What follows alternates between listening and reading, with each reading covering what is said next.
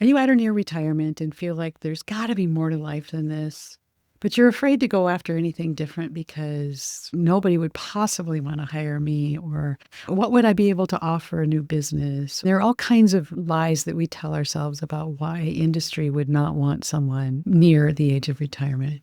I'm here today to tell you that that is not true. There are so many opportunities out there for you. And this episode is going to help answer so many questions and encourage you to keep going because it's not over until it's over. Do you fear what lies beyond retirement? What if it's a gateway to a life filled with purpose, meaning, and adventure rather than an end? Discover peace and fulfillment as you boldly enter this new chapter in Courageous Retirement, a Christian podcast.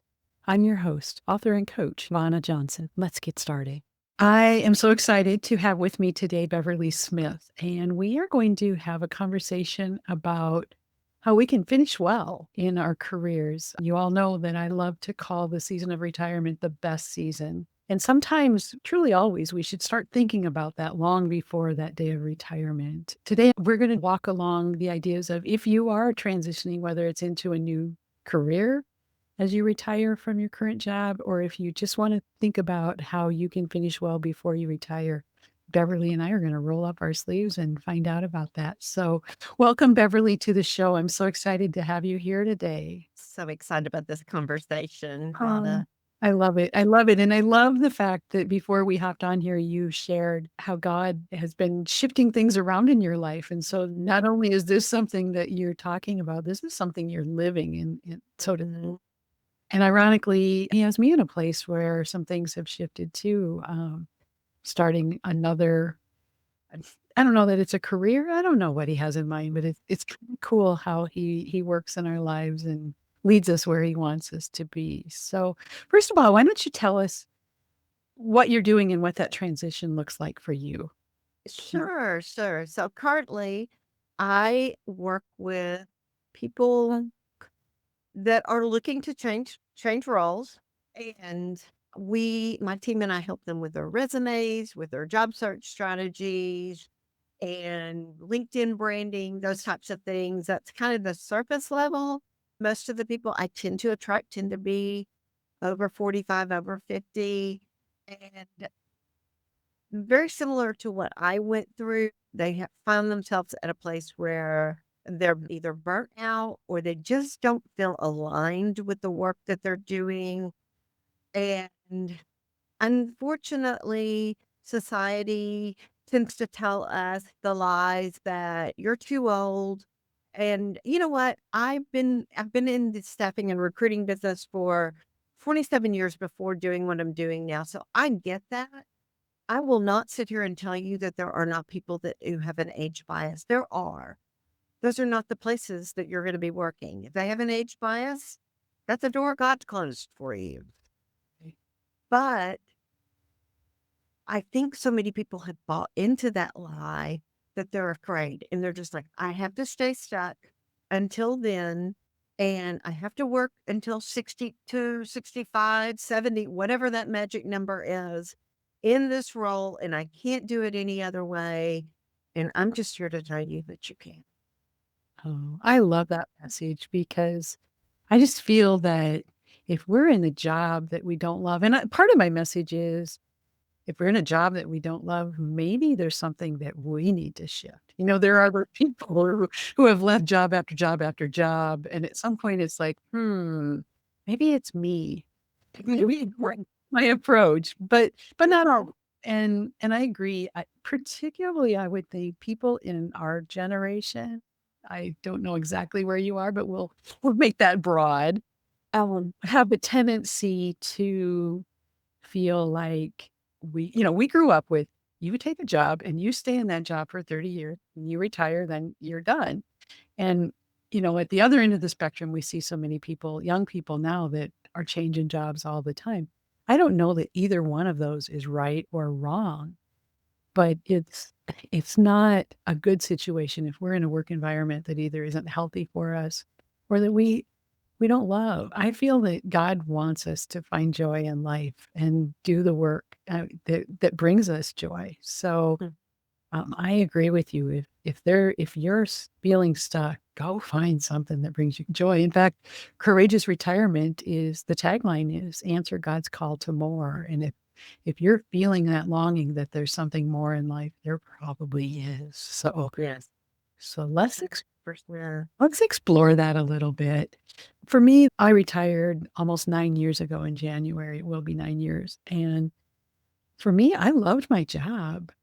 But I just had this nagging sense that there was more, that there was something out there that I needed to be doing, and I went down the path of all kinds of coaching certifications and things like that, and the rest of my story is that hasn't been financially lucrative, but it has brought me so much peace and so much fulfillment, and I know that I'm fulfilling each day, I'm doing what God wants me to do, and I realized that it's no longer about the money, it's about serving where he wants me to serve.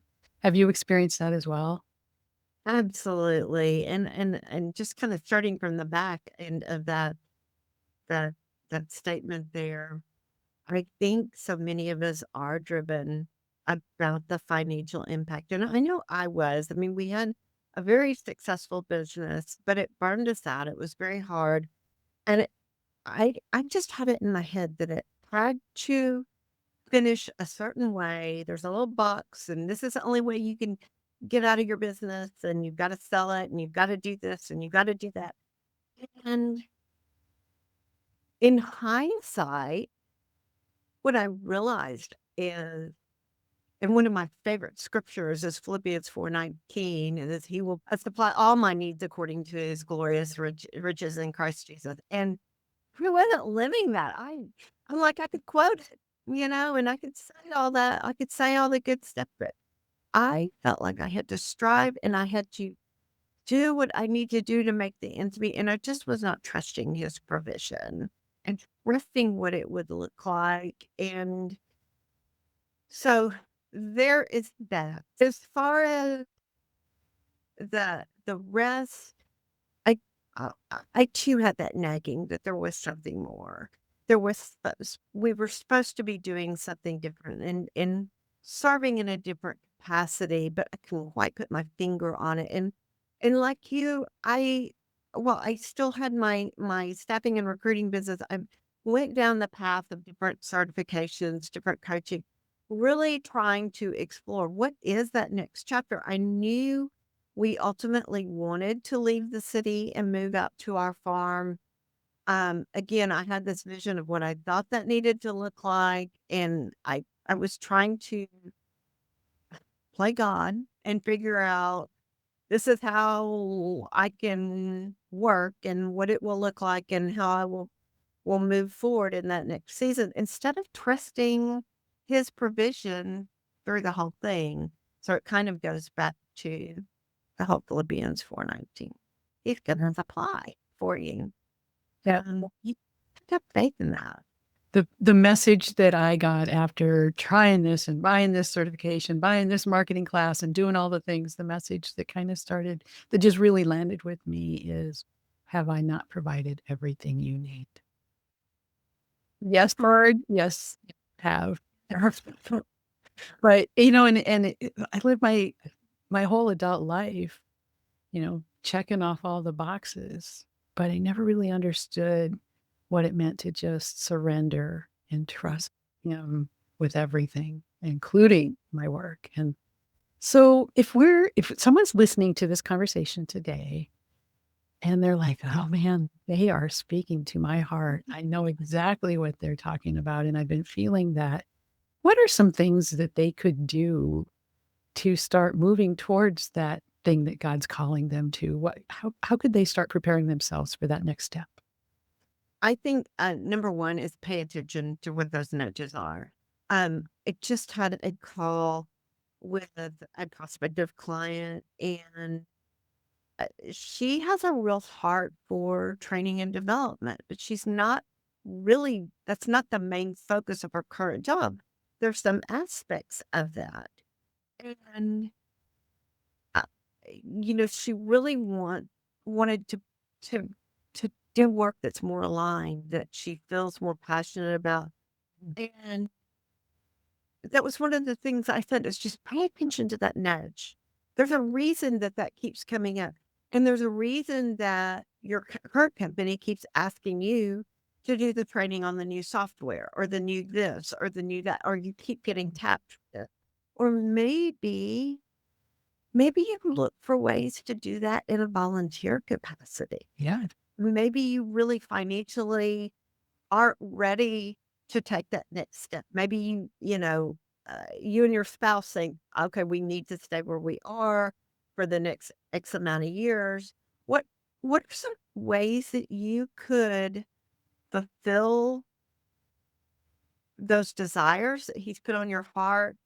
Maybe they're not financially rewarding to do that, but they fulfill you. They sing to your soul.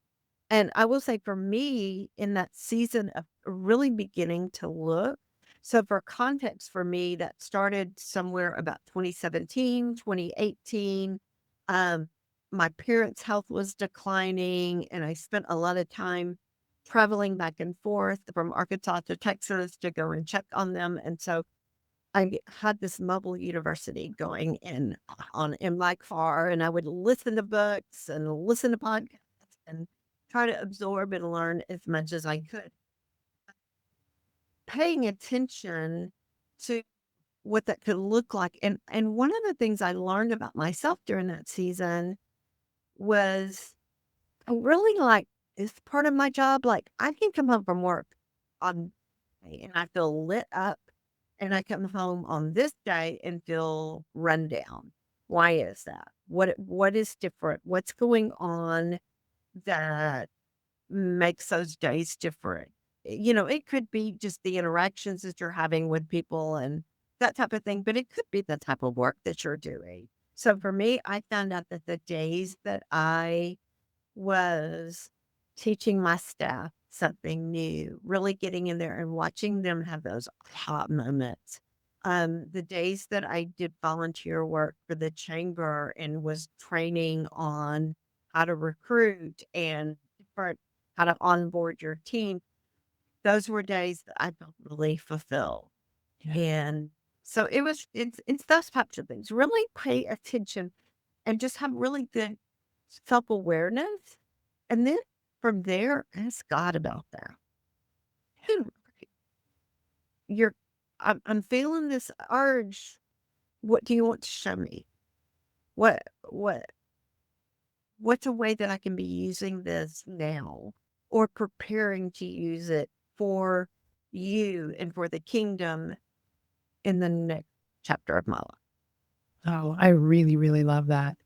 I think that that's really beautiful. And I've found that it's like throughout my life, he has been using me and the talents and abilities that he's given me. It's almost like breadcrumbs where it's just like, oh, okay, now I'm going to do this. And then some days it's just like, and that was preparing me to go, I got to help on a volunteer basis to write a booklet about dementia.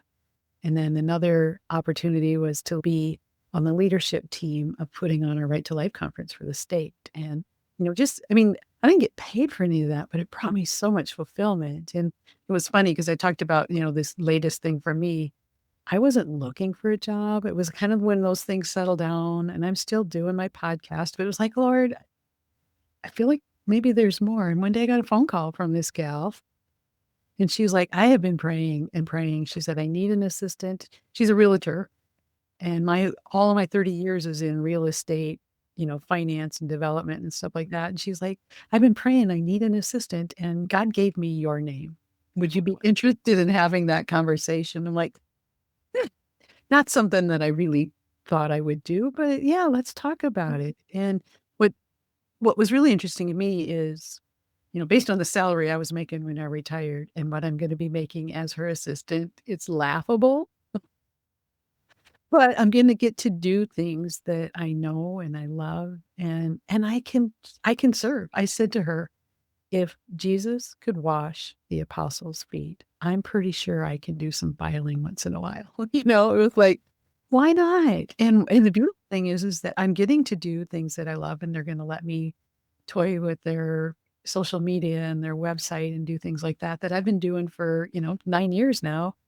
I'll get to do that, but then I'll also have the absolute freedom when I need to go take care of the grandkids or be with my parents or take a vacation, travel with my husband. I can do all of that and just work around it, and it's like, "Oh, man, that just feels so, um, right."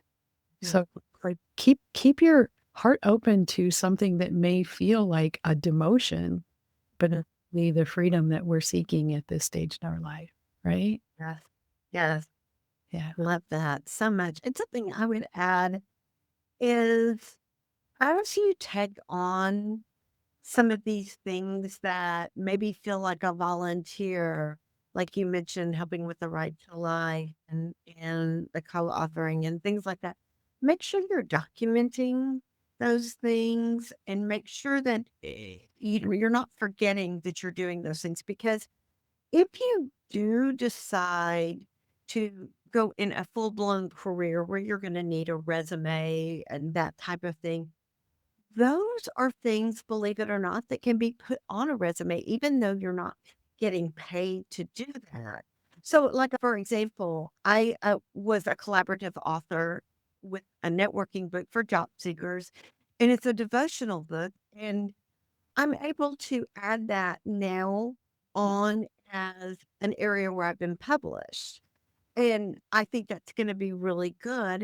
And like you, I've been tapped by people in my network that know me, and I'm also talking to someone about a particular position to come and help with them, and being able to have that on their resume, on my resume, is interestingly enough going to tie right into some of the things that I would be doing in that role.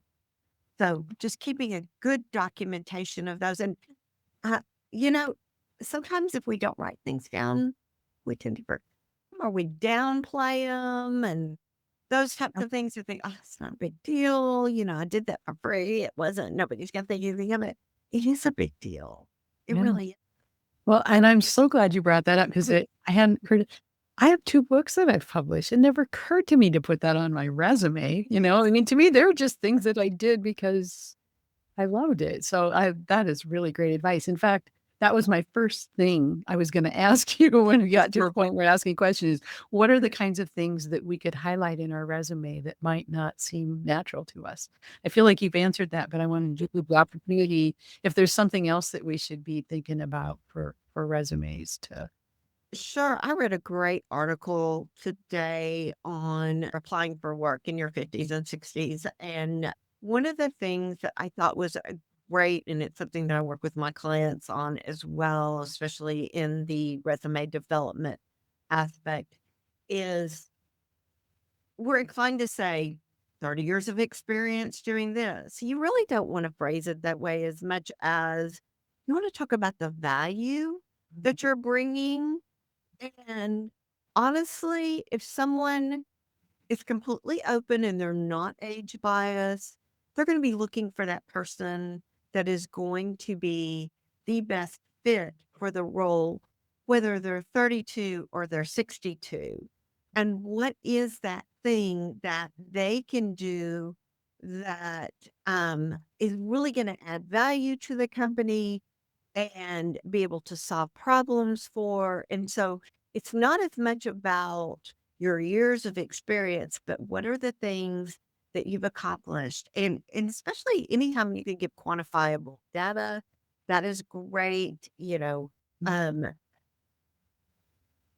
those types of things are good, as well as just being able to show and understand the problems that they're looking for. So some things that you're going to want to look for is what is that in that job description that they're really keying in on.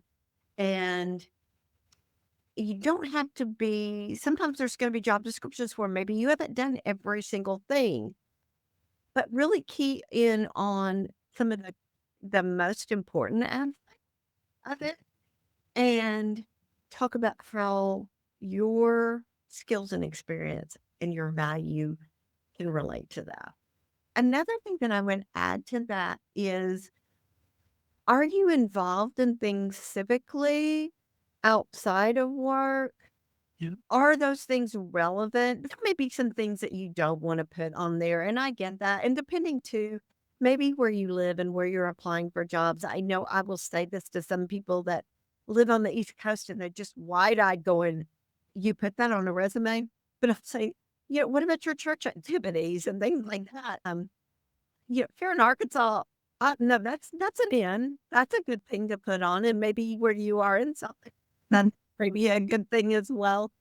But those are things that we typically put on the resume because it does show your involvement, especially in this area where I live and where I did live in Little Rock. It's very tight knit network, and so that sense of being involved in the community really shows your well roundedness, your commitment. And some of my clients that live in bigger cities, sometimes some of their companies encourage them to be involved in the community. And I'm like, oh, let's do definitely put that on the resume because the next place you go may really look to see, are you one that's willing to participate? Are you willing to be there, and help us shine in the community, those types of things as well.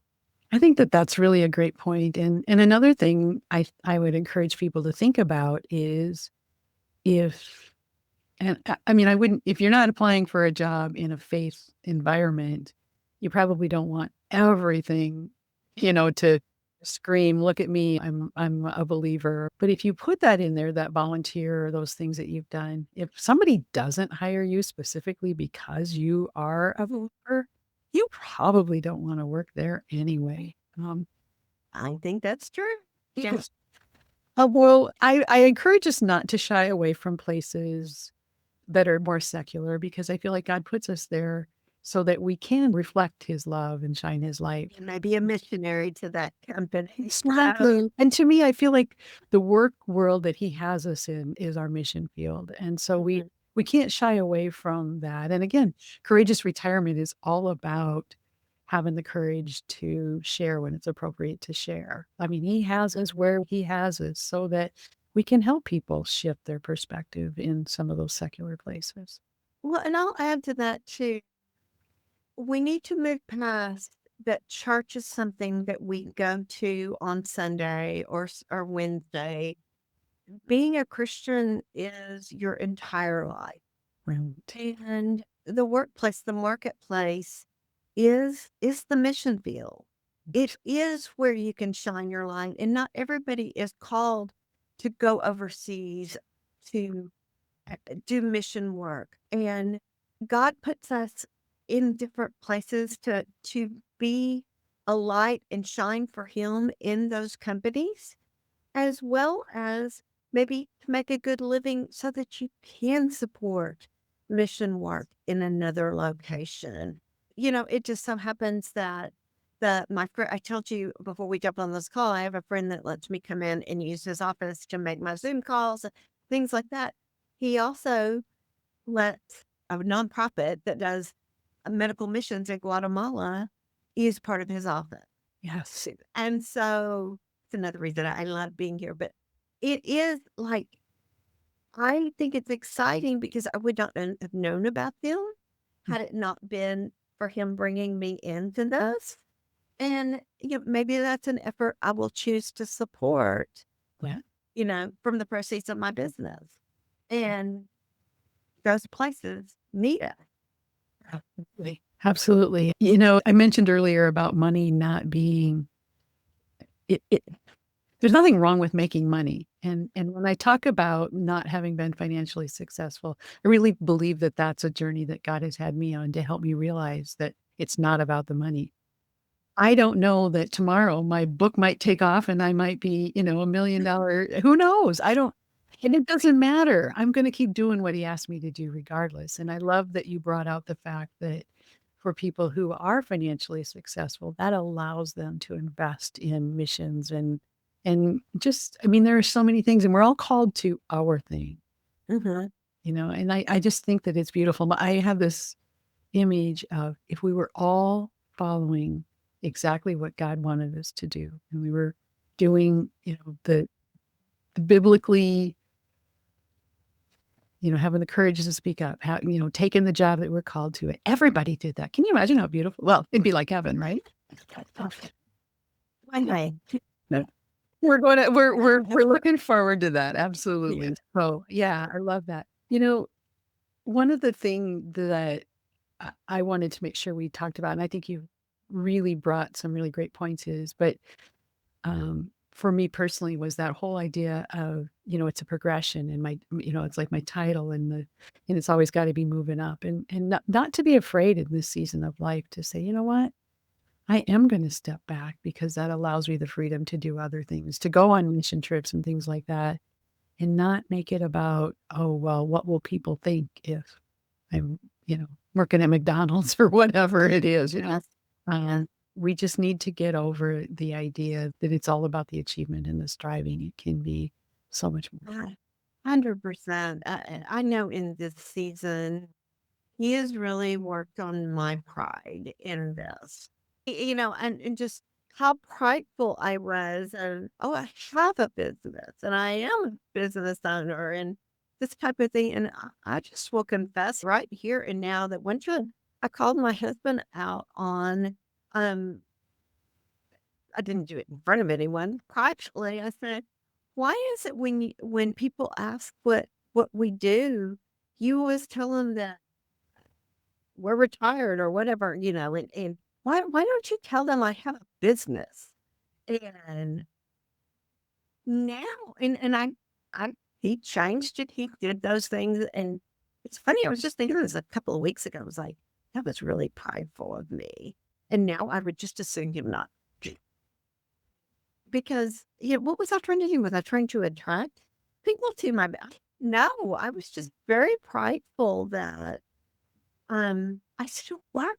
I still am this person. And it's interesting. I have another friend that also coaches women, post-retirement, but really her thing was she had had that high-powered corporate job, and she said she really struggled with the identity Mhm.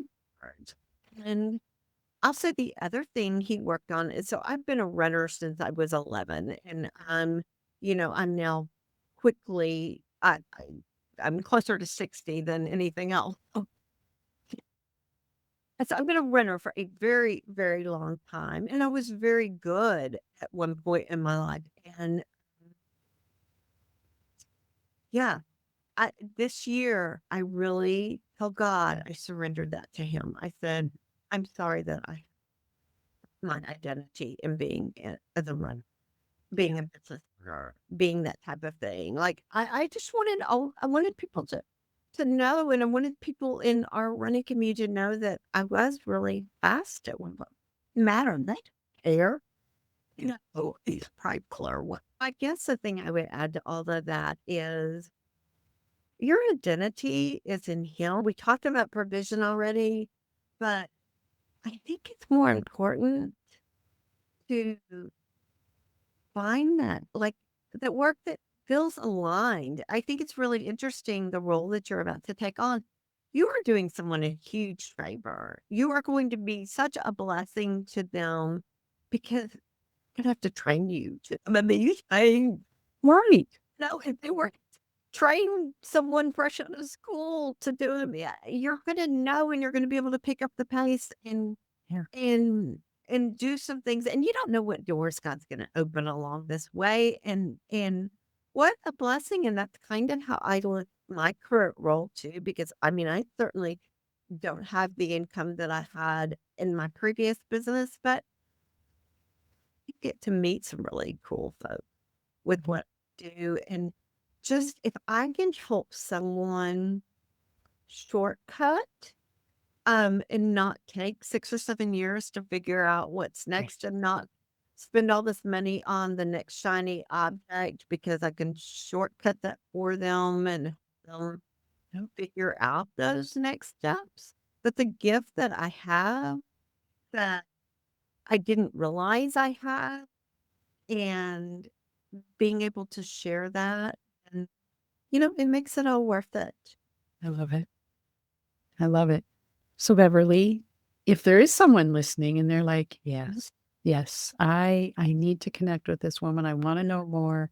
How could they get a hold of you? So my email address is Beverly at cssar.com. Okay. And I'll give that to you so you can have that. LinkedIn, I'm on there as Beverly Smith. That is probably where I am the most active, and would love for you to connect with me there and stop by and say hello on one of my posts. I try to add value in talking about things with clear clarity and next steps in branding on LinkedIn. Obviously, we talk a lot about resumes and that type of thing on LinkedIn as well. But sometimes I'll just share interesting things that are going on in my personal life. I know that we're coming close to the end, and I'm just so grateful that you joined us today. There's all kinds of wonderful words of advice here. Do you have any last thoughts you'd like to leave with our listeners before we sign off today? Yeah, I think I would just, again, I kind of touched on this earlier, but retirement, it's going to be what you'd make it. And I think that there's certain expectations the world puts on you when it comes to retirement, but you don't have to retire and not ever go back to work. You might retire from your current career. Maybe you're fully invested with your company and you can't. I have a friend that just did this. He took early retirement with a company that he has been with for 26 years. And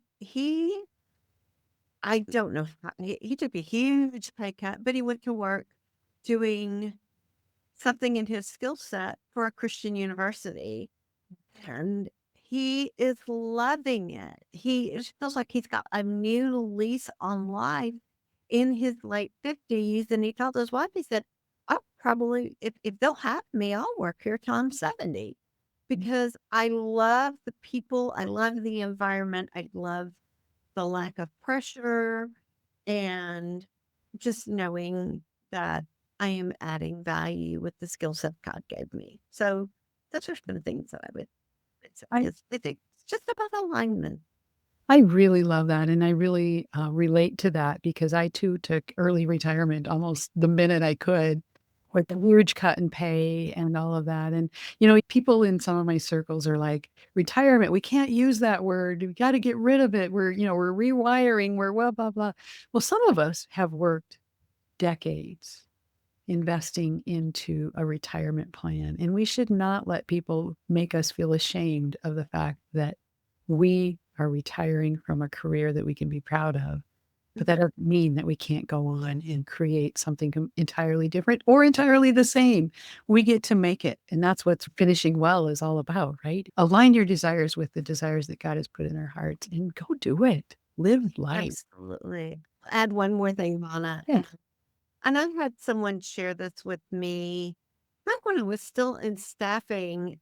uh, and I thought she's a mentor of mine in the industry, but she talked about how the younger boomers, Generation X, we are going to still have so much value that we can add to a company, and we may want to retire, but there's a good possibility that you could go back to work, even for the same company or in the same industry, on a consulting basis, Yeah. on a part time basis, so that you still are adding value. It's a win win for everyone because they're not having to pay a high salary.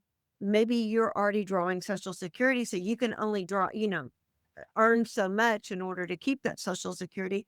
Or maybe you're able to take Medicare and so you don't need insurance benefits anymore. There's just a lot of Yeah. items that you could negotiate on, whether you wanted to work full or part time. And just know that that is such an option because some of those companies are going to be glad to see you back. I think it's kind of a sad fact, but it's true. We started planning our families in the early 70s.